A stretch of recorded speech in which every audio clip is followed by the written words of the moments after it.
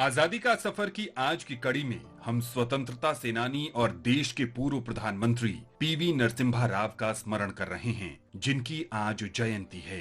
PV Narasimha Rao का जन्म 28 जून 1921 को हैदराबाद के करीमनगर में हुआ था। उन्हें भारत में आर्थिक सुधारों का जनक कहा जाता है। पीवी नरसिम्हा राव की शिक्षा दीक्षा उस्मानिया विश्वविद्यालय हैदराबाद, बॉम्बे विश्वविद्यालय और नागपुर विश्वविद्यालय में हुई। उन्होंने हैदराबाद में 1930 के दशक के अंत में वंदे मातरम आंदोलन में भाग लिया। अपने दूर के रिश्ते के भाइयों सदाशिव राव, राजा नरेंद्र और देवुलापल्ली दामोदर राव के साथ उन्होंने एक तेलुगु साप्ताहिक काकतीय पत्रिका का संपादन किया। नरसिम्हा राव और सदाशिव राव दोनों ने इस पत्रिका के लिए जया विजया के उपनाम से लेख लिखे। स्वतंत्रता प्राप्ति के बाद नरसिम्हा राव राजनीति में आ गए और कई महत्वपूर्ण विभागों का कार्यभार संभाला। 1957 से 1977 तक उन्होंने आंध्र प्रदेश राज्य विधानसभा के निर्वाचित प्रतिनिधि के रूप में सेवा की। वे आंध्र प्रदेश सरकार में विभिन्न मंत्रालयों में मंत्री रहे।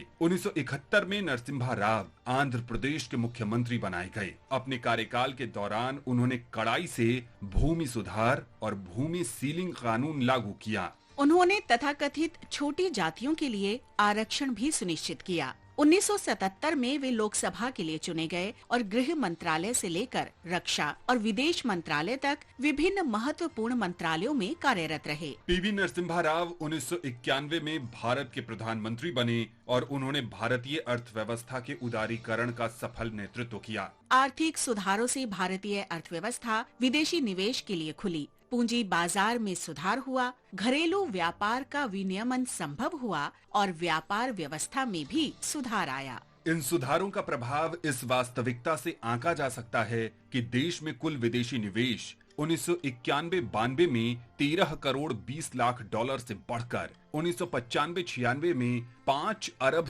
30 करोड़ डॉलर तक पहुंच गया। इन सुधार उपायों से भारत में विदेशी निवेश में वृद्धि जारी रही और भारत को एक मजबूत वैश्विक अर्थव्यवस्था बनाने में मदद मिली। भारतीय दर्शन और संस्कृति, साहित्य और राजनीतिक लेखन, भाषा ज्ञान बढ़ाने और तेलुगु और हिंदी में कविताएं लिखने में पीवी नरसिम्हा राव की विशेष रुचि थी। वे 17 भाषाएं बोल सकते थे। 9 दिसंबर 2004 को पीवी नरसिम्हा राव को दिल का दौरा पड़ा और इसके 14 दिन बाद 83 वर्ष की आयु में उनकी मृत्यु हो गई। आज हम स्वतंत्रता सेनानी शिव प्रसाद गुप्ता को भी याद कर रहे हैं, जिनका जन्म 28 जून 1883 को हुआ था। महात्मा गांधी के निकट सहयोगी शिव प्रसाद ने अपना पूरा जीवन स्वतंत्रता संग्राम के विभिन्न आंदोलनों में सक्रियता से भाग लेने, सहयोग करने और आर्थिक सहायता उपलब्ध करवाने में समर्पित कर दिया था।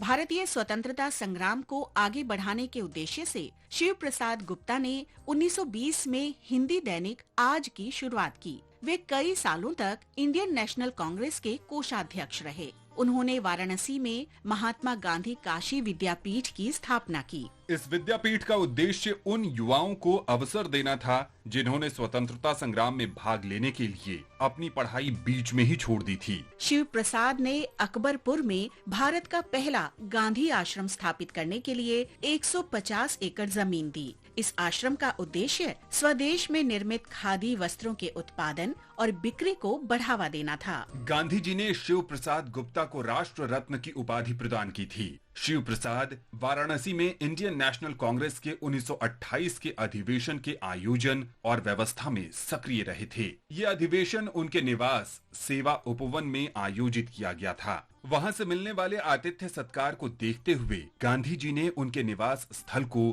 सेवा उपवन का नाम दिया था। बनारस हिंदू विश्वविद्यालय के निर्माण के लिए 1,01,000 रुपए का पहला दान भी शिव प्रसाद ने ही दिया था। इस महान राष्ट्रवादी स्वतंत्रता सेनानी ने 24 अप्रैल 1944 को अंतिम सांस ली।